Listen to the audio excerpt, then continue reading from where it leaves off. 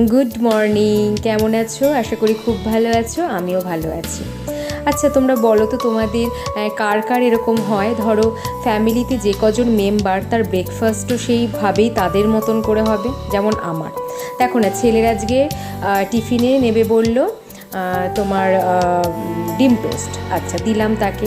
এবার আমি আর ডিম টোস্ট নিলাম না, আমি ব্রেড বাটার আর ফ্রুট নিয়ে নিলাম। ওদিকে আমার হাজব্যান্ড আবার এই ব্রেড একদম খেতে চায় না, তাকে হাতে করে রুটি দিতে হবে, মানে 12 মাস কাল তার একই টিফিন। তো খুব মাঝে মধ্যে তাকে আলাদা টিফিন দেওয়া হয়, তার সেটা খুব একটা যে পছন্দ করে না তা না, ওই ছেলের জন্য করি, ধরো আমার আর রুটি করতে ইচ্ছা করছে না তখন দিয়ে দিই।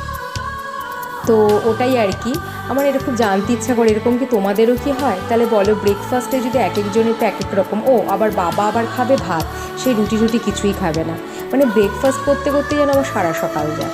তো যাই হোক, বাড়ি ফিরে চলে এসেছি স্কুল থেকে, আর বীভৎস বৃষ্টি হচ্ছে জানো তো। তো সকালবেলায় যেহেতু ঘুগনিটা করে রেখে গেছিলাম, ভাবলাম একটু গরম গরম লুচি করে দিই, সন্ধ্যের টিফিনটাও হয়ে যাবে। তো 1 কাপ চা খেয়ে নিলাম, চা খেয়ে ওদের জন্য লুচি নিয়ে এলাম। তো তোমাদের আজকে সারাটা দিন কেমনভাবে কাটলো জানিও কিন্তু।